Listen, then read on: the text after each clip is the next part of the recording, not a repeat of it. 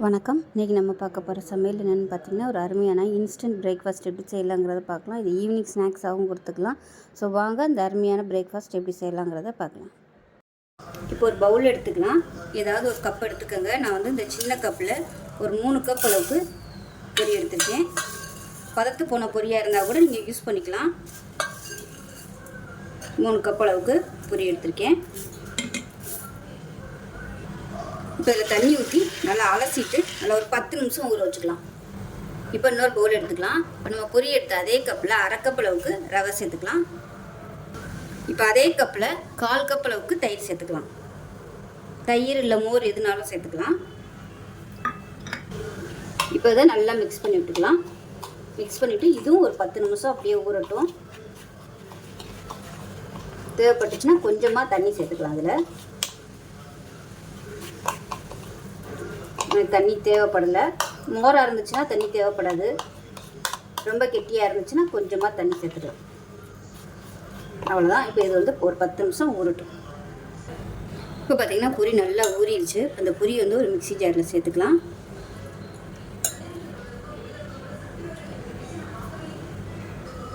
இப்போ இதில் நம்ம ஊற வச்சுருக்க இந்த ரவையும் சேர்த்துக்கலாம். சேர்த்துட்டு நல்லா நைஸாக அரைச்சிக்கலாம். இப்போ இதில் கொஞ்சமாக தண்ணி சேர்த்துக்கலாம். சேர்த்துட்டு நல்லா நைஸாக அரைச்சிட்டு பார்க்கலாம். இப்போ பாருங்கள் நல்லா நைஸாக அரைச்சாச்சு. இது வந்து ஒரு பவுலுக்கு மாற்றிக்கலாம்.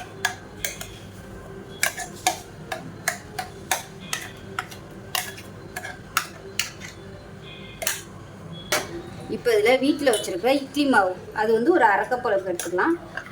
இது வந்து ஆப்ஷனல் தான். இது சேர்த்திங்கன்னா டேஸ்ட் நல்லாயிருக்கும். சேர்த்துட்டு நல்லா எல்லாத்தையும் கலந்து விட்டுக்கலாம். ஸோ பணியாரம் ஊற்றுற அளவுக்கு தண்ணி வந்து நீங்கள் கலந்துக்குங்க. தண்ணி பற்றலைன்னா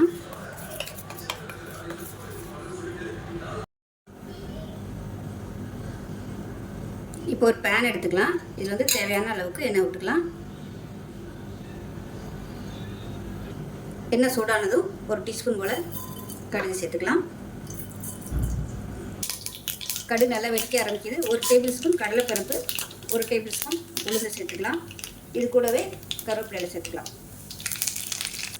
இப்போ இதில் பொடியாக நறுக்கின பச்சை மிளகா ஒரு 3 சேர்த்துக்கலாம். அது கூடவே பொடியாக நறுக்கின பெரிய வெங்காயம் சேர்த்துக்கலாம். மீடியம் சைஸாக 1 எடுத்துருக்கேன்.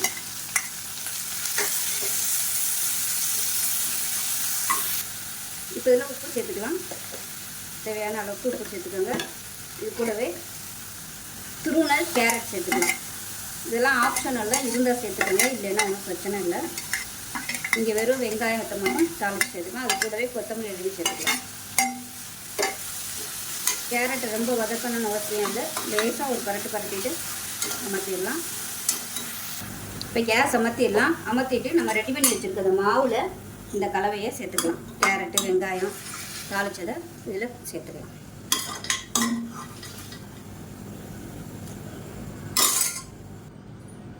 இப்போ அதை நல்லா கலந்து விட்டுக்கலாம்.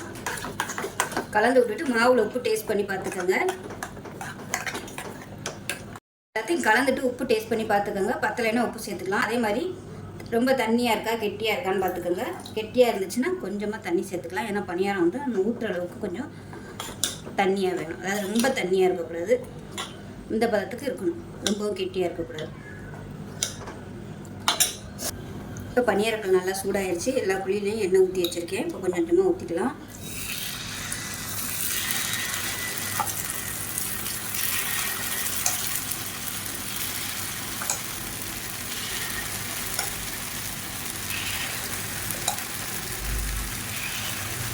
மீடியமான ஃப்ளேமில் வேகட்டும். மூடி வச்சிடலாம். இப்போ பாருங்கள் மேல்புறம் நல்லா வெந்துருச்சு. இப்போ இதை திருப்பி விட்டுக்கலாம். மேல் சைடு நல்லா வெந்ததுக்கப்புறமா திருப்பி விடுங்க. அப்போ தான் உங்களுக்கு உள்ளேலாம் நல்லா வெந்திருக்கும்.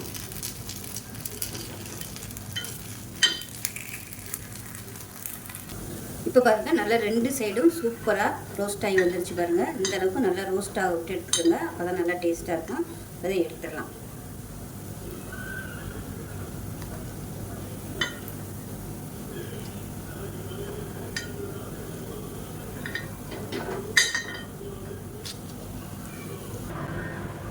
இப்போ பாருங்கள் அருமையான பொரி வச்சு சூப்பரான புளிப்பணியாரமும் அதுக்கு தொட்டு சாப்பிட்ற மாதிரி தேங்காய் சட்னி ரெடி ஆயிடுச்சு. ஸோ இதே மாதிரி செஞ்சு பாருங்கள். செஞ்சு பார்த்துட்டு எப்படி வந்துச்சுங்கிறத சொல்லுங்கள். வீடியோ பிடிச்சிச்சுன்னா லைக் பண்ணுங்கள், கமெண்ட் பண்ணுங்கள், சேனலை சப்ஸ்கிரைப் பண்ணுங்கள், பக்கத்தில் பெல் பட்டனையும் ப்ரெஸ் பண்ணுங்கள். நன்றி.